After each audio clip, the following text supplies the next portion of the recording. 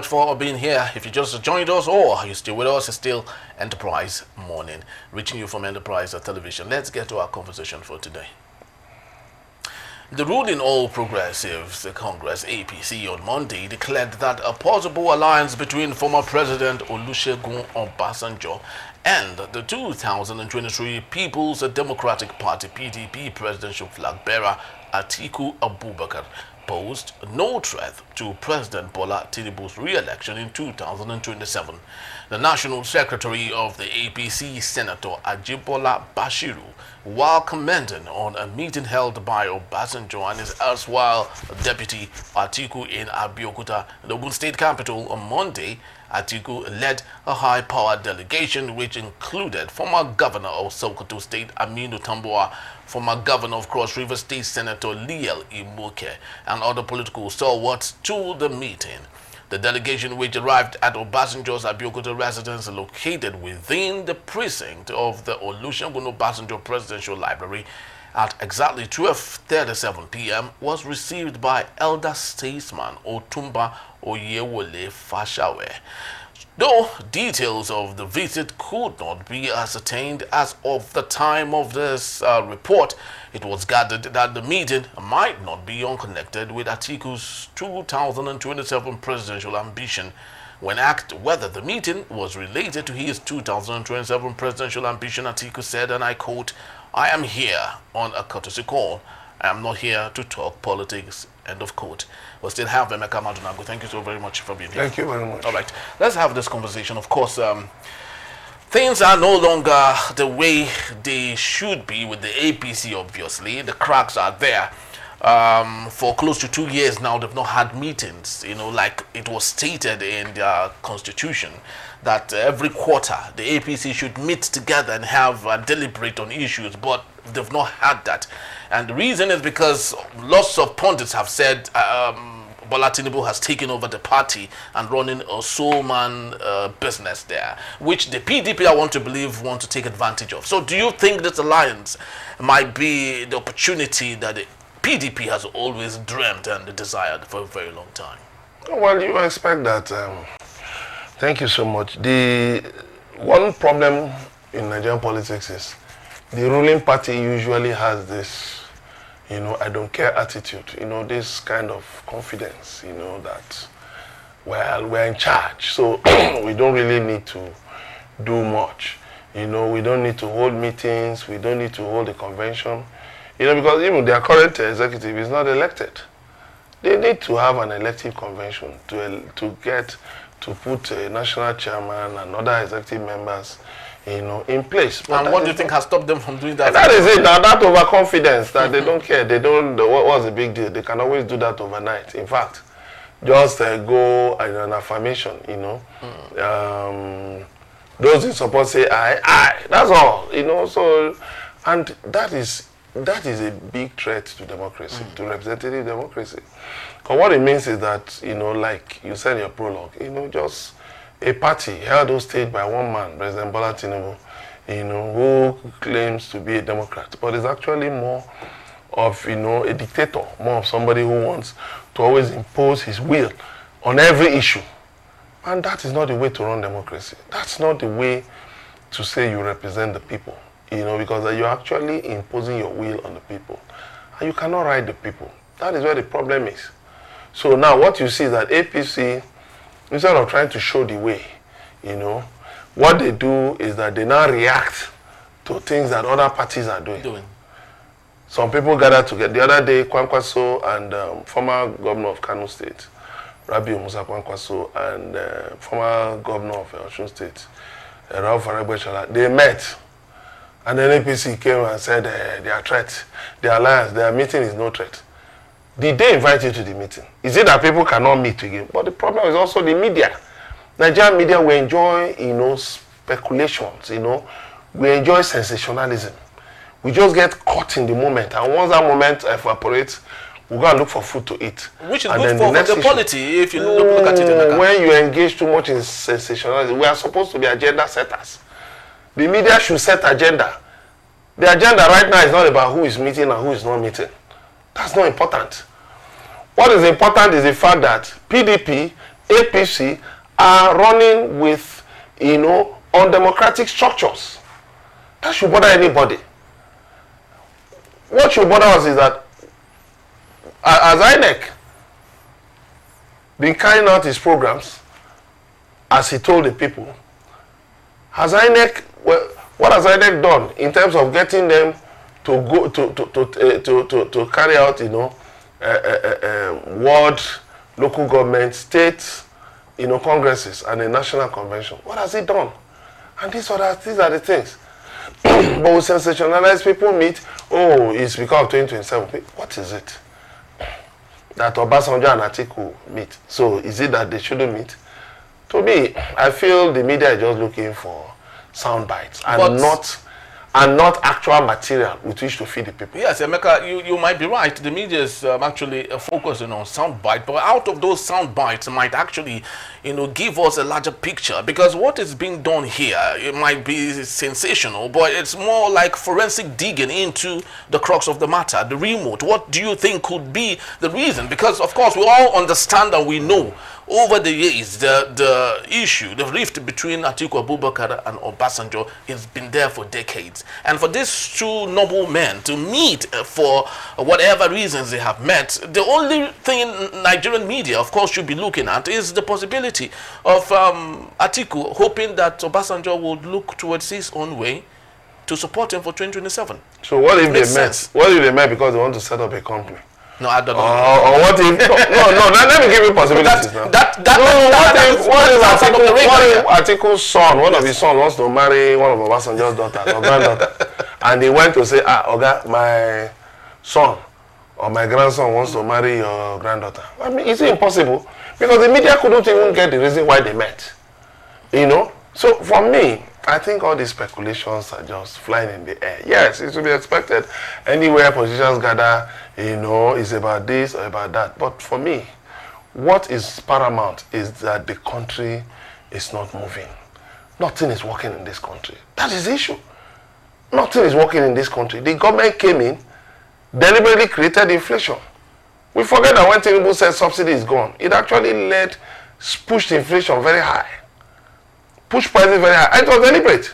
Somebody said that when inflation is rising, it's a way of government collecting taxes from you indirectly. Because price of goods and services will rise. And you will pay more. You will pay more for those goods. And that is, higher taxes for government. Yeah, but what goes around comes around.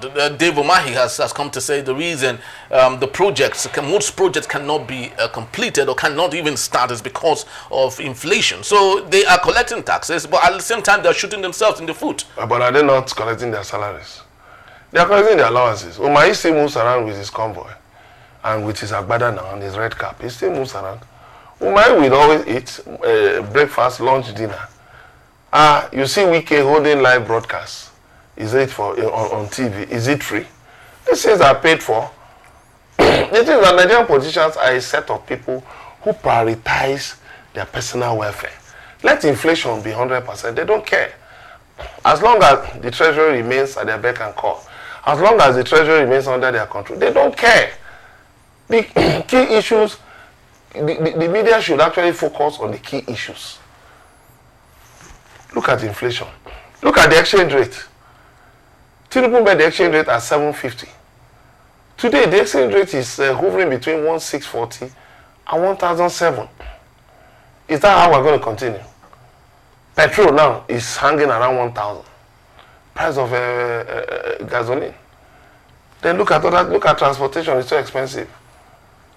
Before, with 500 naira, you could have a good meal. But now, even with 2,000 naira, in some places, you'll be wondering whether you just swallowed air or, whether you had a plate of food. How many parents have withdrawn their children from school because they cannot pay school fees? And all of those things. I'm talking at different levels, primary, secondary, even tertiary institutions. Withdrawn their children because they cannot pay school fees.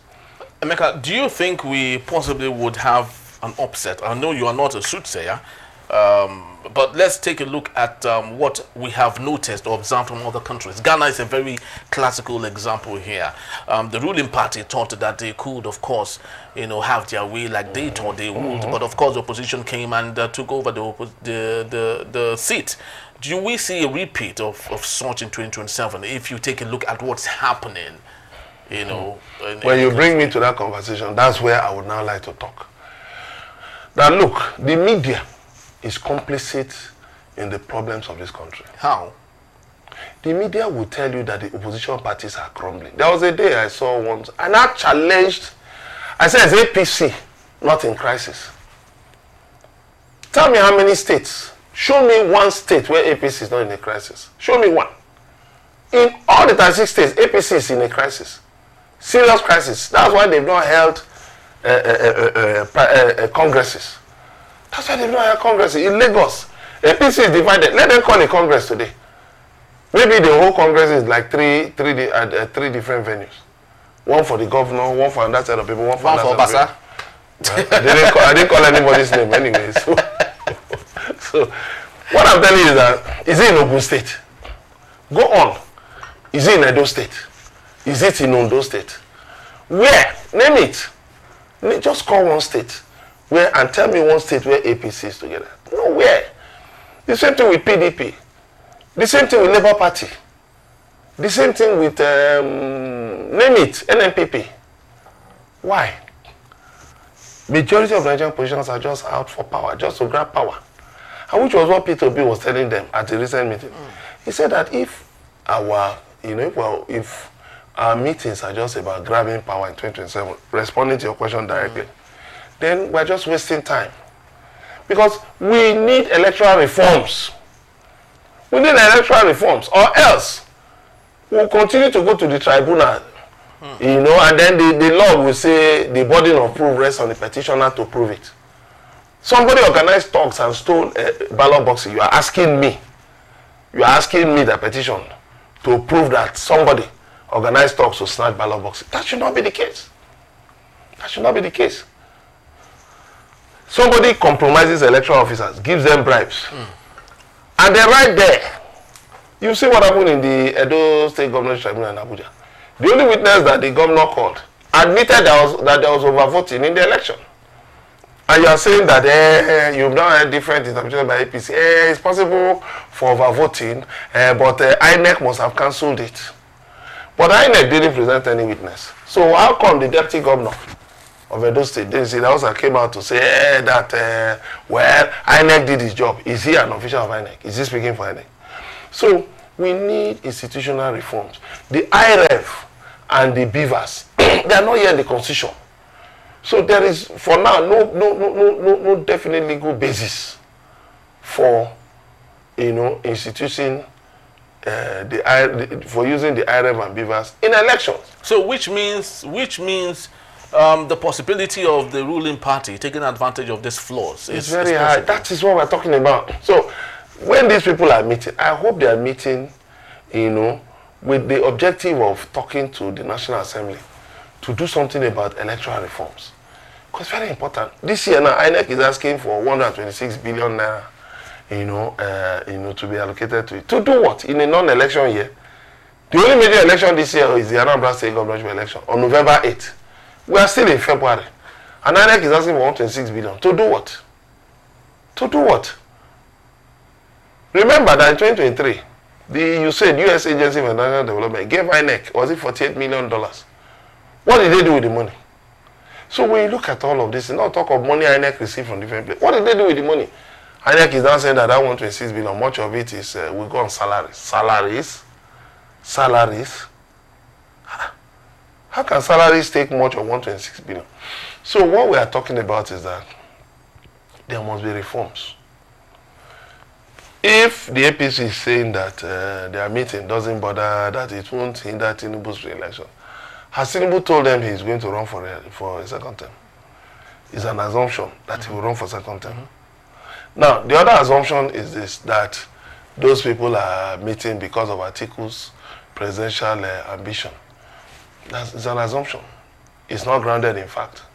So what if it wasn't Atiku? What if Atiku wasn't on the delegation? Who would they have said If it was Peter Obi that was there instead of Atiku, they would have said Peter Obi said 2027. So the media is just going about speculating, engaging in sensationalism.